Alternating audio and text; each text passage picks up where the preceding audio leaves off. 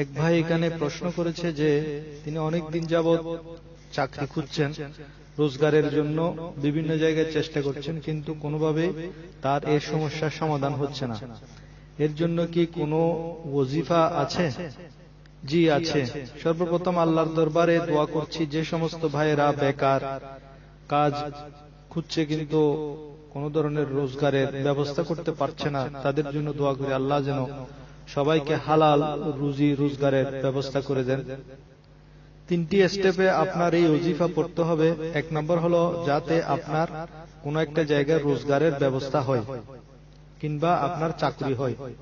দ্বিতীয়ত হলো যখন আপনি কোন অফিসারের নিকট যাবেন, অর্থাৎ ইন্টারভিউর জন্য আপনি যাবেন, তখন আপনি কি ওজিফা পড়বেন যাতে ইন্টারভিউতে গিয়ে আপনি কামিয়াব হতে পারেন। এবং তৃতীয়ত আপনি যাতে ওই ইন্টারভিউতে পাস হতে পারেন সেই জন্য একটা ওজিফা। মোট 3টা ওজিফা আপনাকে দেয়া হবে, আপনি প্রয়োজনে নোট করে নেন। মনোযোগ দিয়ে শ্রবণ করুন যে ইয়া আল্লাহু ইয়া রহমানু ইয়া রহিম, ইয়া আল্লাহু ইয়া রহমানু ইয়া রহিম।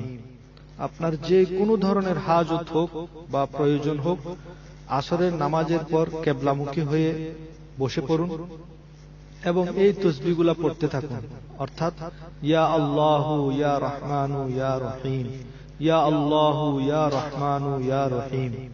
এই জিকিরটা আপনি সূর্য ডুবার কিছুক্ষণ আগ পর্যন্ত পড়তে থাকবেন এবং কিছুক্ষণ জিকির করার পর মাঝে মাঝে দরুদ এবং সালামও পেশ করতে থাকবেন, দরুদ শরীফ পড়তে থাকবেন। এবং যখন দেখবেন যে সূর্য ডুবার আর কিছু সময় বাকি আছে, তখন আল্লাহর দরবারে হাত উঠিয়ে কান্না করে করে আপনি দোয়া করতে থাকুন। এখন আপনি আপনার যে প্রয়োজন সেটার জন্য দোয়া করুন। এখন আপনার যদি চাকরির প্রয়োজন হয়, হালাল রুজি রোজগারের জন্য আপনি আল্লাহর দরবারে দোয়া করতে থাকুন। তবে এই আমলটি যদি আপনি জুমার দিন করেন তাহলে সবচেয়ে বেশি আফজল এবং আওলা, কিংবা আপনি রেগুলার এই আমলটি করতে পারেন। তবে মনে রাখবেন আজানে মাগরিবের আজান হওয়ার সাথে সাথে এই ওজিফা পড়া আপনি বন্ধ করবেন এবং নামাজের জন্য প্রস্তুত হয়ে যাবেন। তবে শর্ত হলো এই সমস্ত ওজিফা থেকে উপকার পাবে যে 5 ওয়াক্ত নামাজ পড়ে। যারা নামাজ পড়ে না তারা কখনো এই সমস্ত ওজিফা থেকে উপকার পাবে না।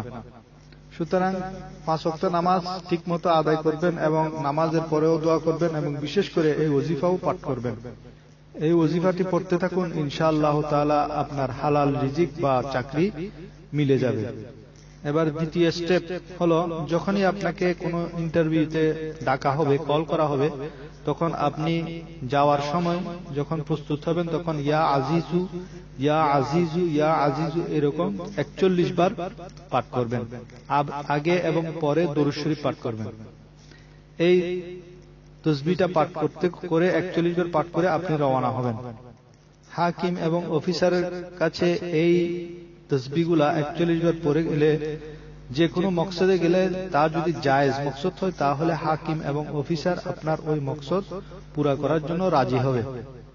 এবার ইন্টারভিউ দিয়ে আসার পরে আপনি প্রত্যেক দিন একটা আমল করতে হবে। আগে এবং পরে দরুদ শরীফ পড়ে প্রত্যেক দিন এশারের নামাজের পর 300 বার এই ওজিফাটি পড়তে হবে।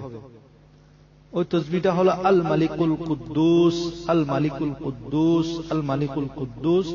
এভাবে 300 বার পড়তে হবে এবং 300 বার হওয়ার পরে দরুদ শরীফ পড়ে আল্লাহর দরবারে দোয়া করতে থাকুন আপনার ফলাফল আসা পর্যন্ত। যতদিন পর্যন্ত আপনার রেজাল্ট না আসে ততদিন পর্যন্ত এই আমল করতে থাকুন। সুতরাং সংক্ষেপে আবার আমি আপনাদের মনে থাকার জন্য বলছি যে যারা যে কোনো হাজত হোক কিংবা চাকরির জন্য হোক, হালাল রুজি রোজগারের জন্য কেউ যদি অনেক দিন ধরে চেষ্টা না করার পরও না পায়, হালাল রুজি রোজগারের কোনো ব্যবস্থা না হয়, তাহলে সে প্রত্যেক দিন আসরের নামাজের পর সূর্য ডুবার আগ পর্যন্ত ইয়া আল্লাহু ইয়া রহমানু ইয়া রহিম, ইয়া আল্লাহু ইয়া রহমানু ইয়া রহিম চোখ বন্ধ করে কিবলামুখী হয়ে বসে প্রতিদিন আসরের নামাজের পর এই তাসবিহখানা করতে থাকবেন। যখনই আসরের নামাজের সূর্য ডুবার আগ মুহূর্তে আপনি খুব করজোড়ো হয়ে আল্লাহর দরবারে দোয়া করতে থাকুন। এরপর দ্বিতীয় পর্যায়ে যখন আপনাকে ইন্টারভিউর জন্য ডাকা হবে, তখন ইন্টারভিউ বোর্ডে যখন যাবেন, ইন্টারভিউ দেওয়ার জন্য যাবেন, তখন ইয়া আজিজু ইয়া আজিজু ইয়া আজিজু 41 বার পরে ইন্টারভিউ দেওয়ার জন্য যাবেন।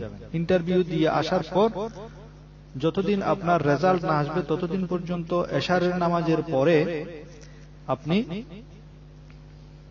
আগে এবং পরে একবার দরুদ শরীফ পড়বেন এবং মাঝখানে 300 বার এশারের নামাজের পরে 300 বার আল মালিকুল কুদ্দুস আল মালিকুল কুদ্দুস আল মালিকুল কুদ্দুস পড়বেন এবং সবশেষে আল্লাহর দরবারে দোয়া করতে থাকুন যতদিন পর্যন্ত আপনার রেজাল্ট না আসে। ইনশাআল্লাহ আল্লাহ রাব্বুল আলামিন এর বদলায় আপনাকে হালাল রিজিকের ব্যবস্থা করে দিবেন।